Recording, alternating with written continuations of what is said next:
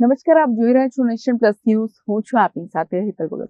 વડોદરાની બરોડા ડેરીમાં ચૂંટણીને લઈને ઉમેદવારી નોંધાવવાનો ધમધમાટ શરૂ થઈ ગયો છે. ત્યારે પોતાના ઉમેદવારોને મેન્ડેટ આપવા માટે શહેરના વંદે કમલમ કાર્યાલય ખાતે પૂર્વ શિક્ષણ મંત્રી ડોક્ટર કુબેર ડિંડોર સહિત 3 અગ્રણીઓની અધ્યક્ષતામાં એક બેઠક મળી હતી. બરોડા ડેરીની ચૂંટણીમાં પોતાના ઉમેદવારોને મેન્ડેટ આપવા માટે આજે વંદે કમલમ કાર્યાલય ખાતે સેન્સ પ્રક્રિયા હાથ ધરવામાં આવી હતી, જેના માટે ભાજપ મોવડી મંડળ દ્વારા પૂર્વ શિક્ષણ મંત્રી ડોક્ટર કુબેર ડિંડોર, મોતી વસાવા તથા મહિલા મોરચાના પૂર્વ પ્રદેશ મંત્રી નીપા પટેલને મોકલવામાં આવ્યા હતા. વંદે કમલમ કાર્યાલય ખાતે વડોદરા જિલ્લા ભાજપ પ્રમુખ ડોક્ટર બીજે બ્રહ્મભટ્ટ દ્વારા ડોક્ટર કુબેર ડિંડોરનું સ્વાગત કરવામાં આવ્યું હતું. ડોક્ટર કુબેર ડિંડોરની અધ્યક્ષતામાં યોજાયેલી સાયન્સ પ્રક્રિયાની બેઠકમાં છોટાઉદેપુરના પૂર્વ સાંસદ ગીતા રાઠવા, છોટાઉદેપુર જિલ્લા ભાજપ પ્રમુખ ઉમેશ રાઠવા તથા મહિલા મોરચાના પૂર્વ પ્રમુખ અલકા પટેલ સહિતના અગ્રણીઓ ઉપસ્થિત રહ્યા હતા.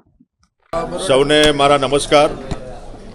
આજે બરોડા ડેરી નિયામક મંડળની ચૂંટણી 2026 18મી માર્ચે જે થવાની છે, એના ભાગરૂપે પ્રદેશમાંથી મારા સાથી મિત્ર શ્રી મોતીબી વસાવા સાહેબ સાથે અમારા શ્રીમતી નીપાબેન પટેલ, પૂર્વ પ્રદેશ મંત્રી શ્રી મહિલા મોરચો, અમે ત્રણેય મિત્રોને પાર્ટીએ અહીંયા મિત્રોને સાંભળવા માટે આજની આ પ્રક્રિયા અમે કરીશું.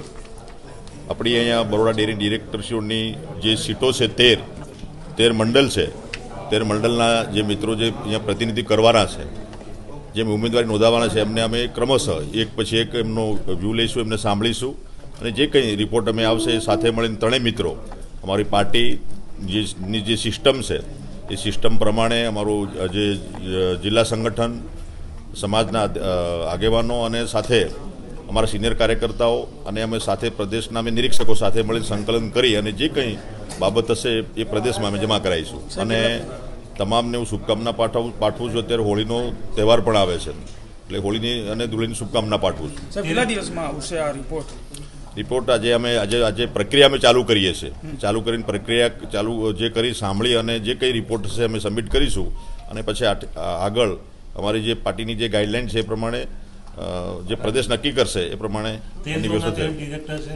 ઘણા બધા ઉમેદવારી કરી છે. શું ભાજપ જોઈ રહ્યા છો? અમે જે કંઈ આજે તો અમારી પાત્ર પ્રક્રિયા સાંભળવાની છે. અત્યારે અમે આવ્યા છે, જે કંઈ મિત્રોની જે હશે માંગણી અને જે કંઈ પ્રતિનિધિત્વ કરવાના છે એ બધાને અમે સાંભળી લઈશું. અનેક વિવાદોમાં સંકળાયેલી બરોડા છે. અમારે પાર્ટીમાં કોઈ વિવાદને નાના મોટા વિવાદ થતા હશે, સંવાદથી બધા સંકલન કરીને સાથે મળીને એના માટે ત્યાં પ્રક્રિયા છે. મેન્ડેટ જેને નહીં મળે તો એ જે કંઈ બધું છે એવું કંઈ પ્રશ્ન અત્યારે ઉપસ્થિત થતો નથી. જે કંઈ પાર્ટી નક્કી કરશે એ પ્રમાણે આગળ વધીશું. ધન્યવાદ.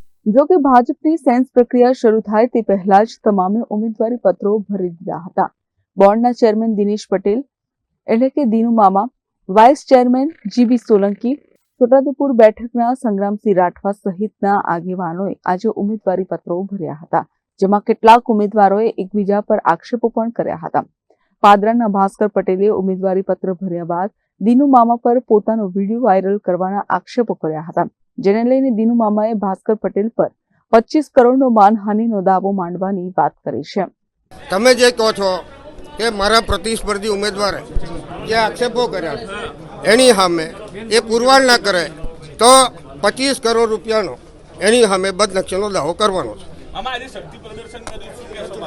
દર વર્ષે જ્યારે પણ કોઈ ચૂંટણી લડવાના હોય ત્યારે મારા કાર્યકરો અને જે મતદારો છે, આ મારા ઝોનમાં 86 મતદાર છે, તો એ મતદારોને બધાને દર વખતે ભેગા કરી મિટિંગ કરીને ફોર્મ ભરતા હોય. એ પછી હા, આ બરોડા ડેરીની મારી છેલ્લી ચૂંટણી છે. વિધાનસભા પણ પાદરામાં લડવાનો નથી, એ મેં જાહેરાત કરી છે, સાચી છે.